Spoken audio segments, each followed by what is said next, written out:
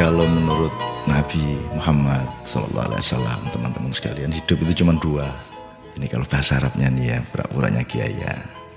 Al-Islamu huwa sabru wa syukur.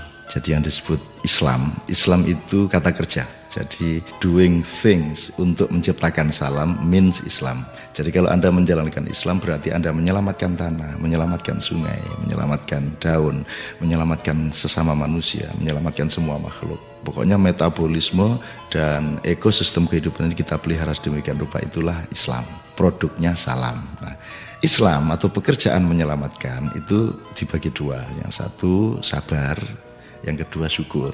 Boleh kita sebut syukur dulu baru sabar, tergantung. Tapi pokoknya tinggal pilih aja deh, kalau ngalamin apa, oh ini cocoknya sabar nih. Kalau ngalamin apa yang lain, nah ini cocoknya syukur ini. Kita seringkali tidak memakai terminologi ini sehingga kacau. Kadang-kadang kita perlu bersabar, kita tidak sabar.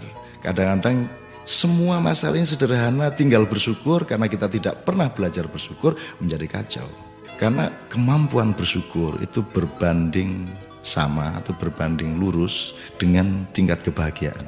Semakin kita tidak mampu bersyukur, semakin kita tidak bahagia, semakin kita tidak tentram, semakin kita tidak settle ya jiwa kita. Nah, kemampuan bersyukur yang saya maksud ini sebenarnya menyangkut ilmu, manajemen, pengetahuan mengenai hal-hal di dalam kehidupan dan apa saja. Jadi ada orang yang naik mobil 500 miliar karena tanpa rasa syukur dia tidak mendapat kenikmatan apa-apa. Ada orang yang pakai motor karena dia sibuk sekali dengan rasa syukur, dia merasa lebih nikmat daripada yang pakai mobil. Jadi sebenarnya bukan saya melarang Anda punya mobil bagus atau rumah bagus, tapi saya ingin mengatakan bahwa sehebat-hebat dunia ini masih lebih hebat manajemen akal manusia. Gitu. Jadi letaknya kebahagiaan, letaknya ketentraman, dan itu nanti berakibat pada kesehatan, ya, kesehatan. Berakibat pada jauhnya kita dari titik bahaya atas sakit ya, bahaya atas kesehatan kita.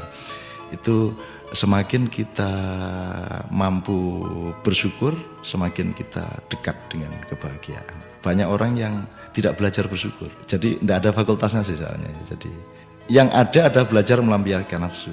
Setiap hari di mana-mana melampiaskan nafsu, melampiaskan, dan itu bertentangan dengan rasa syukur, dan hasilnya pasti frustrasi, stroke, akhirnya narkoba, akhirnya bingung, akhirnya dan sebagainya lah. Jadi intinya teman-teman sekalian, sahabat-sahabatku semua, mari kita bikin satu waktu khusus untuk sedikit meneliti mengenai pandai bersyukur ini. Dan pendidikan terpenting untuk anak kita adalah mengajak dia untuk terus-menerus menemukan momentum kapan dia sebaiknya bersyukur.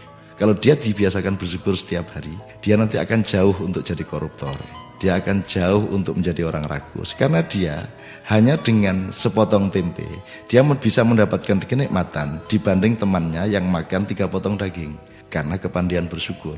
Ini sangat panjang, tapi kira-kira ilmu dasarnya seperti itu.